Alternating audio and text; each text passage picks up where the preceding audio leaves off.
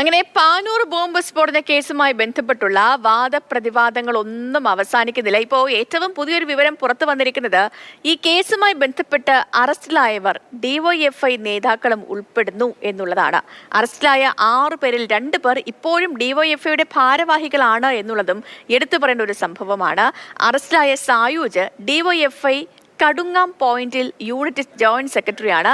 ഒളിവിലുള്ള പ്രതി Shijal DYFI Koothuparamba unit സെക്രട്ടറിയുമാണ്. അപ്പോൾ നമുക്ക് എന്താണെങ്കിലും ഈ വാർത്തയുടെ കൂടുതൽ വിവരങ്ങൾ നൽകാൻ ഫെലിക്സ് ചേരുന്നുണ്ട്. ഫെലിക്സ്, കഴിഞ്ഞ ദിവസങ്ങളിലുമൊക്കെ പാർട്ടിയെയും മുന്നണിയും ഒക്കെ പ്രതിരോധത്തിലാക്കിയതാണ്, അല്ലെങ്കിൽ ഇപ്പോഴും ആക്കിക്കൊണ്ടിരിക്കുന്ന ഒന്നാണ് ഈ പാനൂരിലെ ബോംബ് നിർമ്മാണം, ബോംബ് സ്ഫോടനവുമായിട്ട് ബന്ധപ്പെട്ടുള്ള കേസ്. ഇന്നലെ ഈ പ്രതിയുടെ വീട്ടിൽ പോയതിനെ ചൊല്ലിയുള്ള ജയരാജന്റെ പ്രസ്താവന നമ്മൾ കേട്ടു.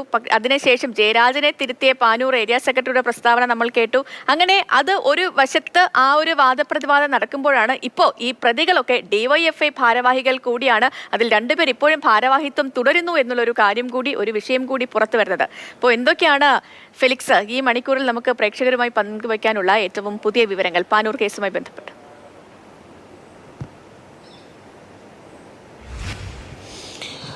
പാനൂർ ബോംബ് സ്ഫോടന കേസിൽ പാർട്ടിക്ക് യാതൊരു തരത്തിലും പങ്കുമില്ല എന്ന് CPM ആവർത്തിക്കുമ്പോഴാണ് ഇപ്പോഴും ഡിവൈഎഫ്ഐയിൽ ഭാരവാഹിത്വമുള്ള ആളുകൾ ഈ പ്രതിപ്പട്ടികയിൽ ഉൾപ്പെടുകയും അവരുടെ അറസ്റ്റ് അടക്കം രേഖപ്പെടുത്തുകയും ചെയ്തത്. ഏതായാലും ഈ കേസുമായി ബന്ധപ്പെട്ട് മൊത്തം 12 പേരാണ് പ്രതിപ്പട്ടികയിലുള്ളത്. ഈ പ്രതിപ്പട്ടികയിലുള്ള 12 പേരിൽ അറസ്റ്റിലായത് 6 പേരാണ്. ഈ 6 പേരിൽ ഡിവൈഎഫ്ഐ ഭാരവാഹിത്വമുള്ള ആളുകളുമുണ്ട്. അതിൽ ഏറ്റവും പ്രധാനം സായൂജ് എന്ന് പറയുന്ന ഈ കേസിൽ ഇപ്പോൾ അറസ്റ്റിലായ പ്രതിയാണ്. സായൂജ് ഡിവൈഎഫ്ഐയുടെ കടുങ്ങാംപോയിൽ യൂണിറ്റ് ജോയിന്റ് സെക്രട്ടറിയാണ്. ഒപ്പം തന്നെ അറസ്റ്റിലായ മറ്റൊരു പ്രതി അമൽ ബാബു ഇന്നലെയാണ് അറസ്റ്റിലായത്. അമൽ ബാബു CPMന്റെ അവിടുത്തെ വോളണ്ടിയർ ക്യാപ്റ്റനാണ്, കുന്നോത്തുപറമ്പിലെ ലോക്കലിലെ വോളണ്ടിയർ ക്യാപ്റ്റനാണ്. മാത്രമല്ല ഈ പറയുന്ന അമൽ ബാബു നേരത്തെ ഡിവൈഎഫ്ഐയുടെ മീത്തലെ കുന്നോത്തുപറമ്പിലെ യൂണിറ്റ് സെക്രട്ടറിയുമായിരുന്നു.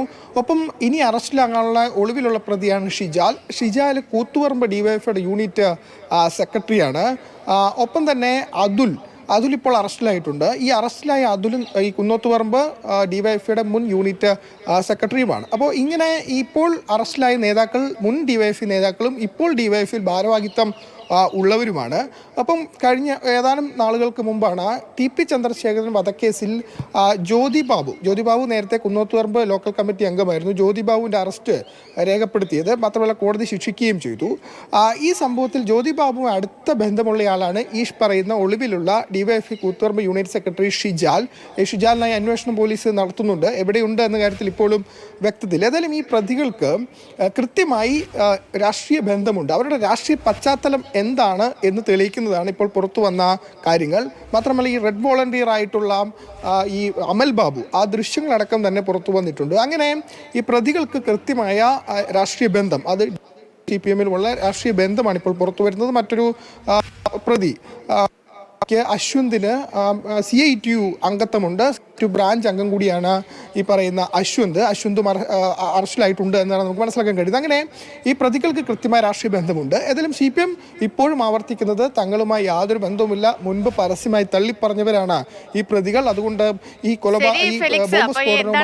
പറഞ്ഞതുപോലെ തന്നെയാണ് പാർട്ടി മുന്നണിയൊക്കെ ആവർത്തിക്കുന്നു, തങ്ങൾക്ക് യാതൊരുവിധ ബന്ധമില്ല, പ്രതികളുമായിട്ട് യാതൊരുവിധ ബന്ധവുമില്ല എന്ന് പറയുമ്പോഴും പ്രതികൾക്ക് ഇപ്പോഴും ബന്ധമുണ്ട്, അതും വളരെ അടുത്ത ബന്ധം എന്ന് തെളിയിക്കുന്ന വിവരങ്ങളൊക്കെയാണ് ഈ പാനൂർ കേസുമായി ബന്ധപ്പെട്ട് പുറത്തു വന്നുകൊണ്ടിരിക്കുന്നത്. ഇനിയിപ്പോൾ ഈ പുറത്തു വന്ന വിവരത്തിനെയൊക്കെ ഇനി എങ്ങനെയാവും നേതാക്കൾ പ്രതിരോധിക്കുക എന്നുള്ളത് വേണം നമ്മൾ ഇനി വരും മണിക്കൂറുകളിലൊക്കെ കാത്തിരുന്ന് കാണേണ്ട ഒരു സംഭവം. കാരണം ഇന്നലെയൊക്കെ നമ്മൾ ഇവർ തമ്മിലുള്ള വാഗ്പോരും വാദപ്രതിവാദങ്ങളൊക്കെ കേട്ടതാണ്. അപ്പോൾ ഇന്നിപ്പോൾ എന്താണ് പുതുതായിട്ട് ഇനി പറയാൻ പോകുന്നത്, എന്താണ് വരുന്ന ന്യായീകരണം എന്ന് നമുക്ക് കാത്തിരുന്നു കാണാം.